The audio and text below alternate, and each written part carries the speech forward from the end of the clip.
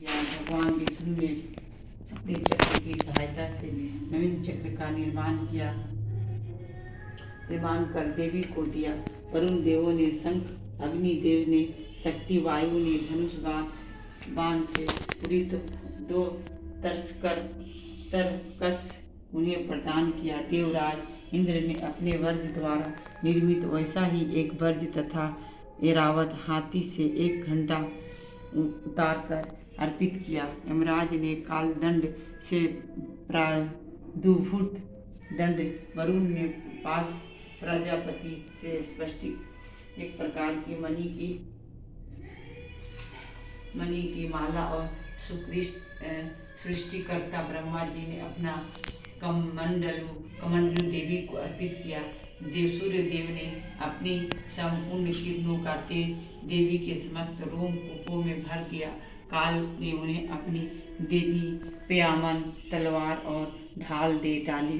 क्षीर सागर में उज्ज्वल हार, कभी मलिन न होने वाले 2 दिव्य वस्त्र, दिव्य चूड़ामणि, 2 कुंडल, कड़े समुज्ज्वल अर्ध चंद्र भुजाओं में धारण करने का, केयूर बाहुओं में पहनने का एक प्राचीन आभूषण बाजूबंद अर्पित किया। दोनों चरणों में धारण करने के लिए निर्मल नूपुर, पायजेब, गले की उत्तम हंसुली और सभी अंगुलियों में पहनने के लिए रत्न जड़ित अंगूठियां भी प्रदान की। विश्वकर्मा ने देवों को अपना स्वच्छ परशु फरसा दे दिया।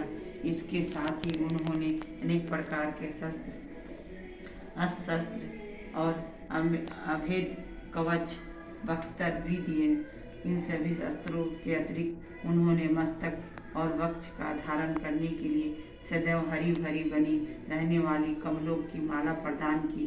सागर ने उन्हें सुंदर पद पुष्प दिया और हिमाचल पर्वत ने उन्हें वाहन के लिए सिंह तथा अनेक रत्न आदि भेंट किए। धनाधिपति कुबेर ने देवी को अधूपूर्ण पात्र अर्पित किया। समस्त ब्रह्मांड के आधारभूत नागराज शेष ने अमूल मणियों से पूरित नागहार भेंट किया। इसी प्रकार सभी देवों ने अपने अस्त्र शस्त्र तथा रत्न आदि अर्पित करके देवी के आवभगत की। इसके अंतर देवी ने उच्च स्वर में अट्टहास करते हुए बारंबार गर्जन किया। उनके गुर गर्जन से संपूर्ण आकाश प्रकंपित हो गया। उस घोर गर्जन के फलस्वरूप भीषण ध्वनि फैल गई, जिससे तैरे लोक के विक्षुब्ध हो उठा और सागर भी हिलोरे लेने लगा। भूमंडल में भूकंप उत्पन्न हो गया और सभी पर्वत अपने स्थान से डगमगाकर कांपने लगे। ऐसा देखकर देवों ने हर्षित होकर भगवती सिंहवाहिनी का जयनाद किया। तत्पश्चात ऋषि महर्षियों ने भी देवी की स्तुति नतमस्तक होकर की। सारे विश्व को शुद्ध देखकर दानवों ने अपनी संपूर्ण सेनाओं को कवच आदि से सज्जित कर हाथों में आयुधों को लेकर घबराए हुए झटके से उठकर खड़े हो गए। उस समय महिषासुर अत्यधिक कुपित होकर बोल उठा, आह, यह सब क्या हो रहा है। इसके बाद संपूर्ण दानव में से घिरा हुआ महिषासुर देवी की भयंकर गर्जन को लक्ष्य कर उसी दिशा में दौड़ पड़ा। उसने वहां पहुंचकर देखा, वह देवी अपनी अनुपम शोभा से तैरलोक को आलोकित कर रही है। उनके पदभार से बोझिल हुए पृथ्वी रसातल में धंसती चली जा रही है। मस्तक किरीट शिरोभूत से मानो आकाश में एक रेखा सी खींची दिख पड़ रही थी तथा वे अपने धनुष की टंकार से पाताल स्थित सप्त लोकों को विशुद्ध कर रहा था। अपनी शस्त्र भुजाओं के द्वारा देवी संपूर्ण दिगंतों को आच्छादित करके खड़ी थी। इसके बाद ही दानों के साथ देवी का भूषण युद्ध प्रारंभ हो गया। विधि प्रकार के अस्त्र शास्त्रों से समस्त दिशाएं चमक उठी। महिषासुर का त्रिशूल चिरसुर नामक सेनापति महान बलशाली दैत्य था। अब देवी के साथ उस महापराक्रमी दानव चिसूर का युद्ध होने लगा। दैत्यों की चतुर्गिनी हाथी, घोड़ा, रथ और पैदल सेना लेकर चामर नामक असुर युद्ध भूमि में डट गया। उधर उद्र नामक महाबलशाली दानव अपने साथ 60,000 रथियों को लेकर रणस्थल में आ डटा। महाहनु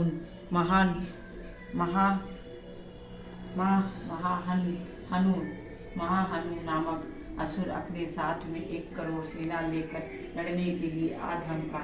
असीलोमा इस दानव के रोम तलवार की धार के समान छिन्न थे। असीलोमा नामक असुर 500 रथियों के साथ रणभूमि में उपस्थित हुआ। वास्कल नामक दानव घोड़ों की सेना लेकर युद्ध में उद्यत हुए। उस समारगण में महिषासुर 100 करोड़ों शस्त्र, रथों, हाथियों एवं घोड़ों की सेना सहित उपस्थित था। वे अवगणित दानव देवी परतोमर, विगिंधपाल, शक्ति, मुसल, खड़ग, परशु और पटिस नामक अस्त्र शस्त्रों को बरसाने लगे। कुछ दैत्यों ने देवी पर एक साथ मिलकर शक्ति का प्रहार किया। दूसरों ने अपने फंदे फेंककर देवी को बांधना चाहा। इसके अंतरंत कुछ दैत्यों ने देवी वध के उद्देश्य से उन पर खड़ग से आघात किया। दानव द्वारा फेंके हुए अस्त्रों को लीला स्वरूपनी देवी ने क्रुद्ध होकर उन अस्त्रों को सहज ही काट डाला। फिर भी उनके मुखमंडल पर रचमात्र भी कलाकांति की छाया नहीं दिखाई पड़ी।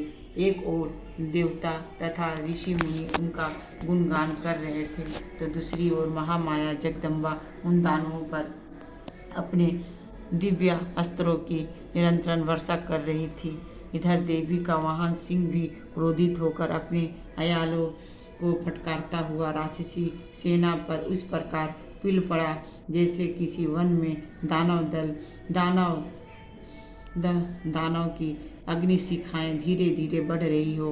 रणस्थल में देवी द्वारा छोड़े हुए सभी श्वास अग्नित गणों के रूप में बदल गए और हाथ में परशु, विगिंधपाल, खड़ग तथा पटिस आदि अस्त्रों द्वारा दानवों से युद्ध में निरंतर हुए। देवी की शक्ति से उत्पन्न समस्त गण दानों को दलते हुए शंख, नगाड़े आदि बाजों को बजाने लगे। उस रणभूमि में कितने ही गण हर्षित होकर मृदगन आदि बाजे भी बजाने लगे। इसी बीच देवी ने त्रिशूल, गदा, तलवार आदि चलाकर तथा शक्ति वर्षण करके सैकड़ों राक्षसों को धराशाही कर दिया। कितने ही राक्षसों को तो घंटे की कर्कश ध्वनि के द्वारा संज्ञा विहीनी कर मार डाला। देवी ने अपने पास में अनेक राक्षसों को बांधकर भूमि पर घसीटा और कितने ही दानवों को तलवार की पैनी धार से 2 टुकड़े में काट दिया। कितने ही राक्षस उनकी गदा की मार से भूमि लुठित हो गए तथा कितने ही मुसल के आघात से रक्त वमन करने लगे। वक्ष में शूल बिंदने के फलस्वरूप कितने ही दैत्य धरती पर गिरकर छटपटाने लगे। देवी ने इतनी भयंकर बाण वशिष्ठ की जिससे कितने ही दानवों को कमर टूट गई। अब तक जो राक्षस देवी पर बाज पक्षी की तरह झपट रहे थे, वे ही अब अपने प्राणों को गंवाने लग गए। बहुतों की भुजाएं कटकर तितर-बितर हो गई और बहुतों की गर्दन की धड़ से अलग जा पड़ी। कितने ही राक्षसों के सिर खंड होकर पृथ्वी पर गिरने लगे तथा कुछ दानों के शरीर कटकर 2 टुकड़े हो गए। जांग विहीन होकर कितने ही भूमि पर पतित हो गए। देवी ने कितने ही दानवों को बांह और एक पैर से लंगड़ा बना दिया तथा कितनों की एक आंख फोड़कर उन्हें 2 खंडों में करके मार गिराया। कितने ही दानवों के मुंड के राग पर कितने मुंड विहीन धड़ नृत्य करने लगते थे। राक्षसों के कटे हुए धड़ हाथों में तलवार शक्ति सृष्टि नामक हथियार लिए रणस्थल में दौड़ते हुए। और कितने ही राक्षस ठहरो ठहरो, कितने ही राक्षस ठहरो ठहरो शब्द करते हुए देवी को युद्ध की चुनौती दे रहे थे। जिस स्थान पर यह भीषण संग्राम हुआ, वहाँ की भूमि रथ हाथी घोड़े और दानों की लाशों से पट गई थी, जिससे वहाँ गमनागमन का मार्ग अवरुद्ध हो गया था। भारी संख्या में दैत्यों का वध होने से तथा हाथियों और घोड़ों के शरीर से इतना अधिक रक्तपात हुआ कि क्षण मात्र में ही वहाँ की भूमि पर खून की नदियाँ प्रभावित होने लगी। जिस प्रकार तृण सम्मुख और काष्ठ राशि को प्रज्वलित अग्नि कुछ ही देर में जलाकर भस्म कर देते हैं, उसी प्रकार जगदम्बा जगजननी ने भी क्षण भर में ही दानों को उस विशाल सेना का संहार कर डाला। देवी वाहन सिंह भी अपने आयलों को दुगति से फटकारता हुआ घोर गर्जन उत्पन्न कर रहा था। कितने ही दानों के प्राण उस सिंह की गर्जना से मानो निकले जा रहे थे। उन दानों के साथ देवी के गणों ने इतना भीषण युद्ध किया, जिससे प्रसन्न होकर आकाश में स्थित देवगण उस पर फूलों की वर्षा करने लगे। दूसरा अध्याय का समापन हो चुका है और तीसरा अध्याय शुरुआत करने वाली है माता जी।